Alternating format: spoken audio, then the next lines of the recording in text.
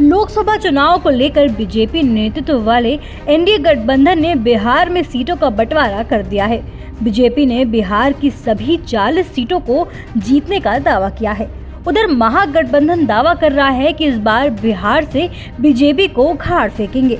हालांकि चुनाव जीतने का दावा सभी नेता और सभी पार्टियां करती ही रहती हैं। दावे करना अब आम बात हो गई है। बहरहाल आगामी 4 जून को सबके दावे की हकीकत पूरे देश को पता चल जाएगी, क्योंकि उसी दिन मतगणना होनी है। लेकिन आज हम आपको इस वीडियो के जरिए ये समझाने की कोशिश करेंगे कि इस बार बिहार में क्या होने जा रहा है। बस आप बने रहिए इस वीडियो के अंत तक और देखते रहिए सहारा समय का डिजिटल प्लेटफॉर्म।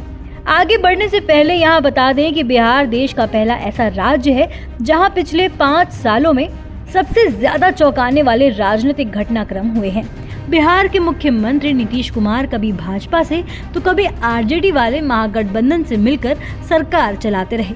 उनके बार बार इधर उधर जाने से निश्चित तौर पर उनकी इमेज प्रभावित हुई होगी।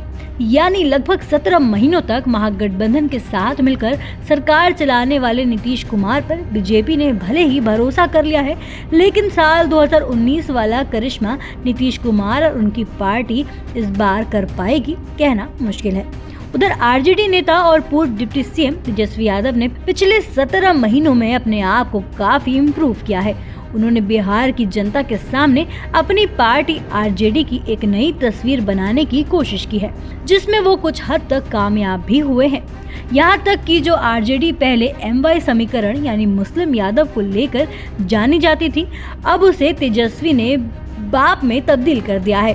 तेजस्वी ने अब B से बहुजन, A से अगड़ा, दूसरे A से आधी आबादी यानी महिलाओं से, और जबकि P का अर्थ पुअर यानी गरीब से है। इस बार इस फॉर्मूले के तहत बिहार के लगभग 90% वोटरों तक पहुंचने की कोशिश की है। तेजस्वी को उसका लाभ मिलना तय है। कितना मिलेगा ये निर्भर करता है कि उनकी चुनावी रणनीति और उनकी मेहनत पर। 2019 की बात करें तो लोकसभा चुनाव में बीजेपी को 17 सीटों पर जीत मिली थी। जेडीयू को 16, कांग्रेस की 1 सीट पर जीत हुई थी, जबकि बाकी सीटों पर एनडीए के घटक दलों ने जीत दर्ज की थी। आरजेडी की पिछले लोकसभा चुनाव में 1 भी सीट पर जीत नहीं हुई थी। बीजेपी अगर मजबूत हुई तो महागठबंधन भी पिछले चुनाव की अपेक्षा इस बार ज्यादा मजबूत हुआ है। आरजेडी के साथ कांग्रेस के अलावा सभी वाम दल भी शामिल हैं।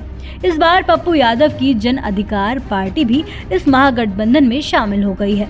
उधर राष्ट्रीय लोजपा के पशुपति पारस लगभग एनडीए से अलग हो चुके हैं। हालांकि उनका जनाधार बहुत नहीं है, लेकिन जो भी नुकसान करेंगे एनडीए का ही कर सकते हैं। एनडीए और महागठबंधन आमने सामने हैं, दोनों की तैयारियां बेहतर हैं। बिहार में जातिगत समीकरणों को साधे बिना आज भी वहां की कोई भी पार्टी चुनाव नहीं लड़ती है।